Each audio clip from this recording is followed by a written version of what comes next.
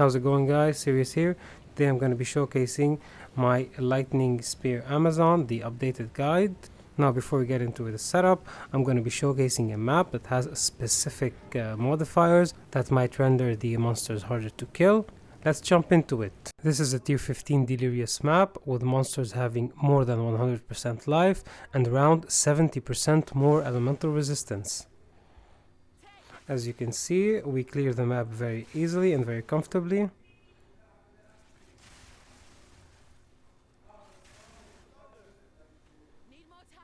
Everything dies, even rares, very fast, very nice.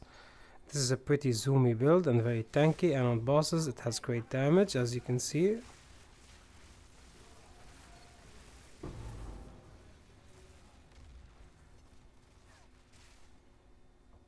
Here we have an expedition. I'll fast forward a bit until I clear it all. Here you see I'm placing my charges. Now what I like to do with expedition is place all the charges, detonate it, move away until all the monsters have spawned, and then go back and with the press of a button almost clear all of it. Here we go. As you can see, very easy, very nice. Everything dies in its path. Again, everything dies very easily. Even the runic monster, well, they stand no chance. As for bossing, look how we clear this map boss very easily. We just melt his HP with no problem at all. So this is me killing the King of the Mists on the last tier to get my last points. You see how easily I cleared him.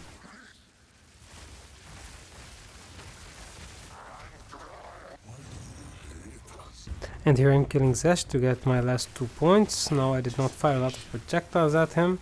I wanted him to hit me at least once to show you that this build can take a hit. Here we go. He'll hit me now. It's fine. And now we kill him. Now here is why I take damage from the hands, and also I don't die.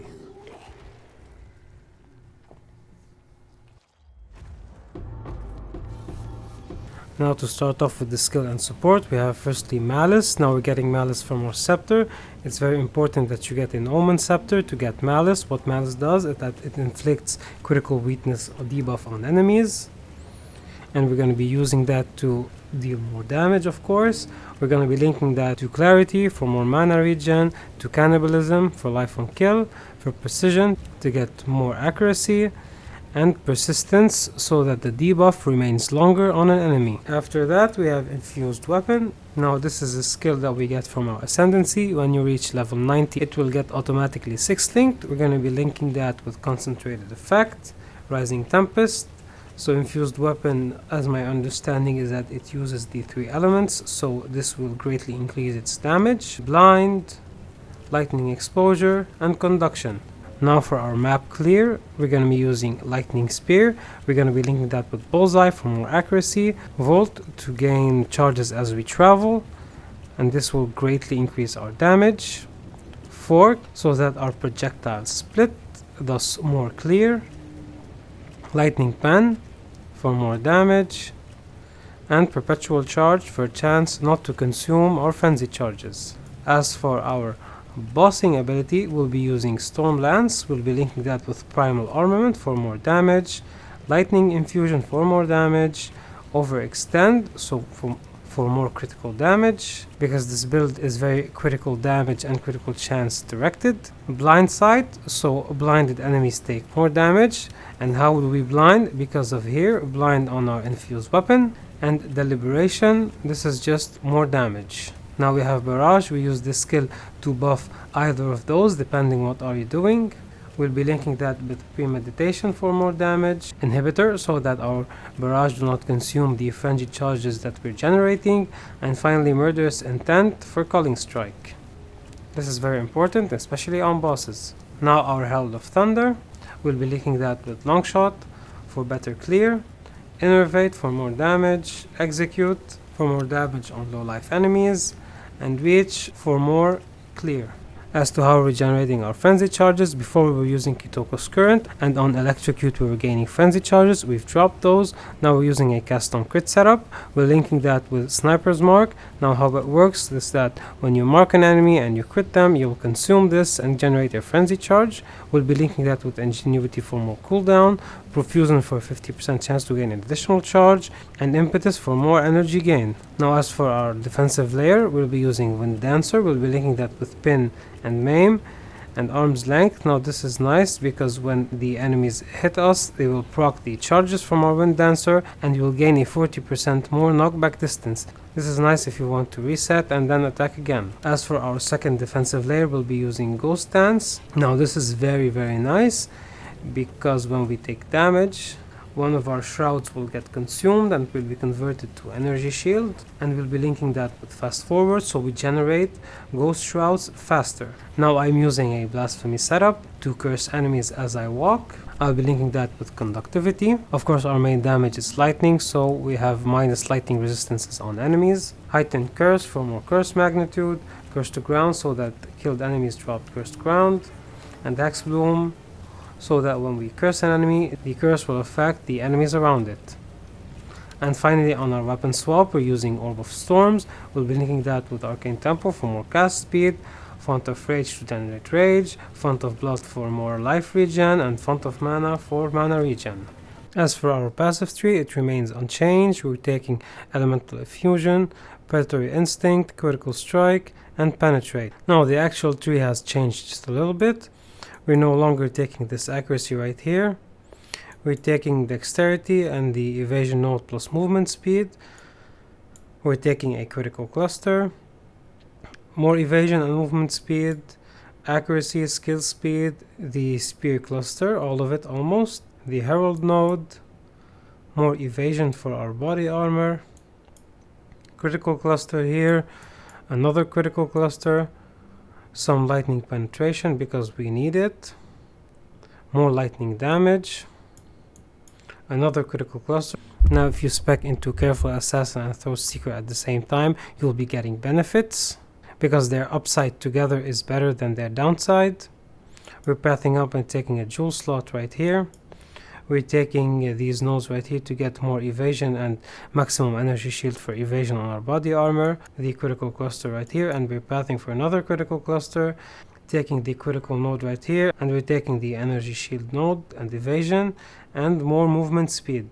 Now all of my attributes on the tree are spec'd into dexterity because dexterity gives us more accuracy.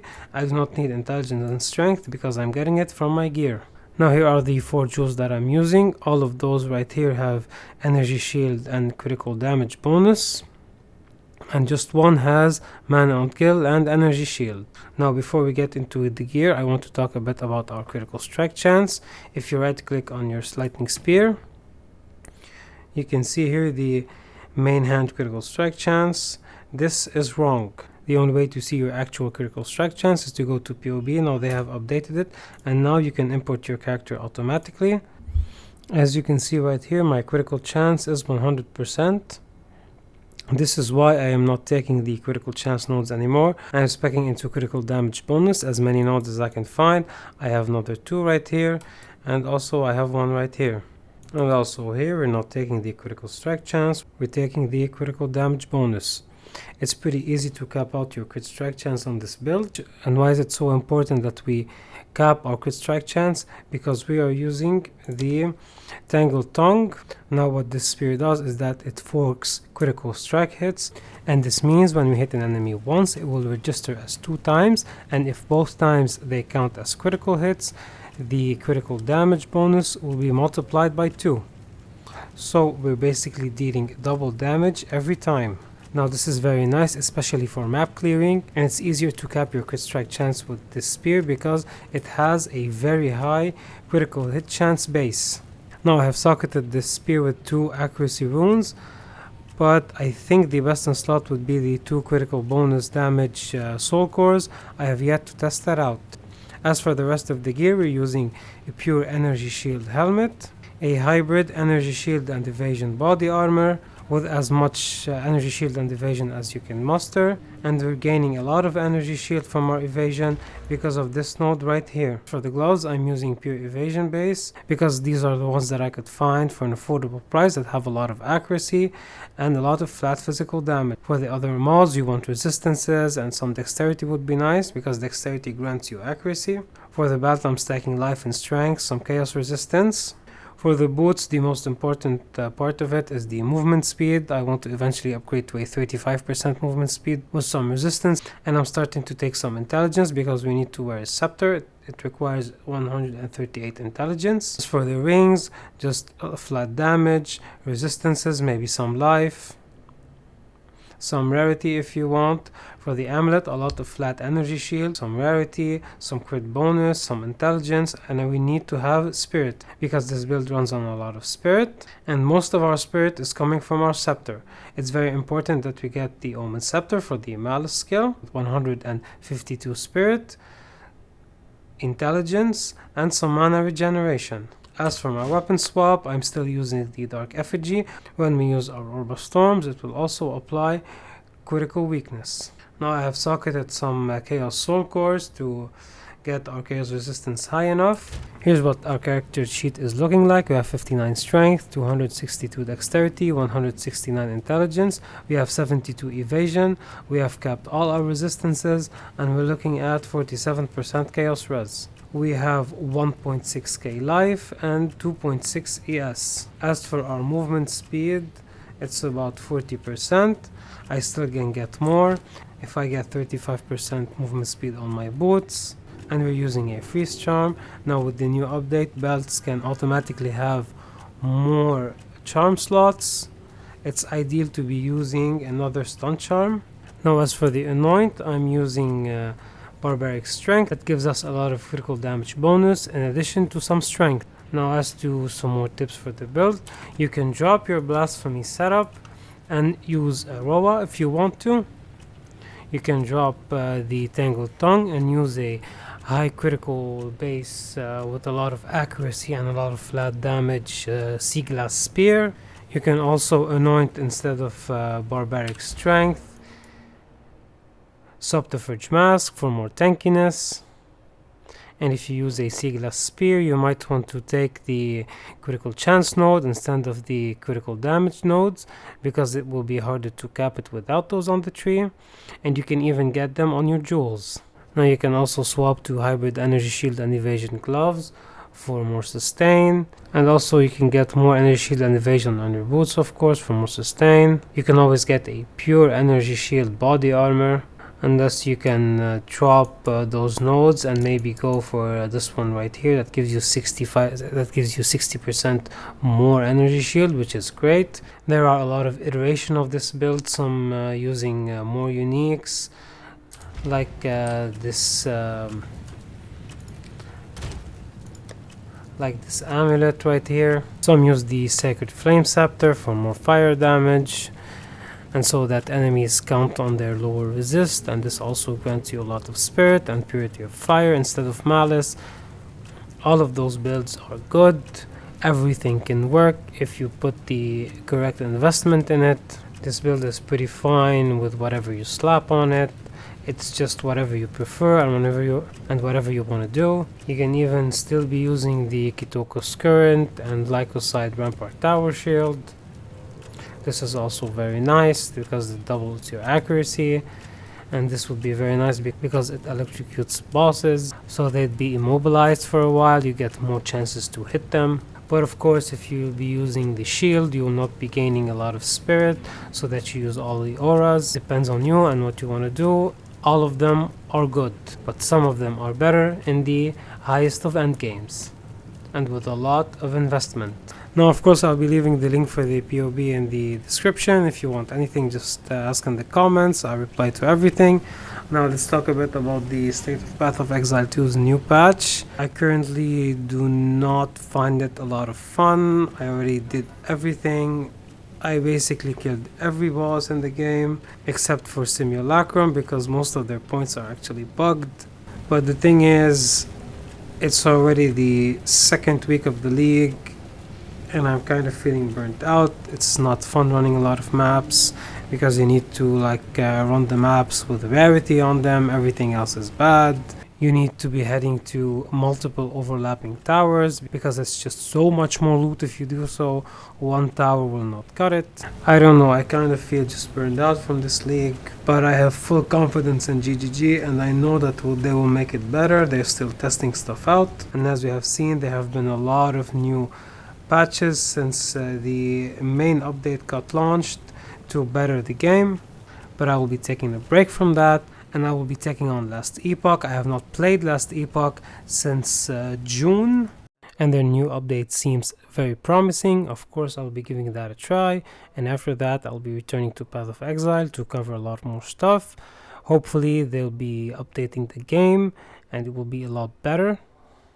I hope you liked this video, I hope you found it helpful, and as always, like if you like, subscribe if you want, and thank you for watching.